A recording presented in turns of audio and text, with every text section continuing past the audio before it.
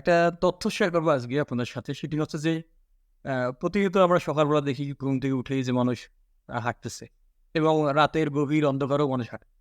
স্বামী-স্ত্রী সহ হাঁটে, সন্তানকে হাঁটে। হাঁটাহাঁটি করে। কিন্তু এই হাঁটার একমাত্র উদ্দেশ্য, তাদের উদ্দেশ্য হচ্ছে একটাই, সেটা হচ্ছে তার শরীর বেড়ে যাইতেছে, ওয়েট বেশি হয়ে যাচ্ছে, এজন্য হাঁটাহাঁটি করতেছে।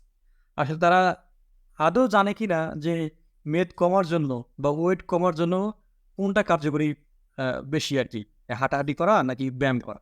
আসলে তারা যদি ৩ মাস কন্টিনিউ ডায়েট কন্ট্রোল করে এবং তারা যদি আ নিয়ম মাফিক যদি তারা ব্যায়াম করে, যে ওয়েট লসের যে ব্যায়ামগুলো আছে নির্দিষ্ট পুশ আপ, সিট আপ, তারপর বেলি কিছু ব্যায়াম আছে। এই ব্যায়ামগুলো করলে আমি দৃঢ়ভাবে বিশ্বাস করি যে ৩ মাসের মধ্যে তাদের ওয়েট এবং তাদের স্বাস্থ্যগত সমস্যাগুলো কন্ট্রোল হয়ে যাবে। কিন্তু দুঃখের বিষয়, তারা হচ্ছে ওই এক নারীর মতো আরকি। যারা সকালবেলা খায়, শুধুমাত্র ভাত খায়, কিছু খায় না। হুম?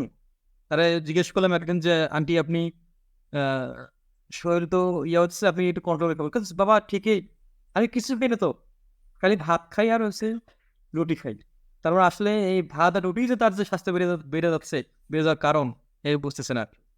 তো আমার মতে হচ্ছে যে স্বাস্থ্য কন্ট্রোল করার জন্য ডায়েট যেমন ইম্পোর্টেন্ট, আর 50% ইম্পোর্টেন্ট, 50% অর্ধেক তার নির্ভর করবে তার ব্যায়ামের উপর আরকি। নির্দিষ্ট কয়েকটা ব্যায়াম আছে, ব্যায়ামগুলো করলেই সে করতে পারবে। আর সকালবেলা যদি এভাবে ১ বছর, ইভেন আমি দেখছি যে ১ বছর থেকে দৌড়াইতেছে, ২ বছর থেকে দৌড়াইতেছে। এই সকালবেলা উঠেই হাঁটাহাঁটি করতেছে।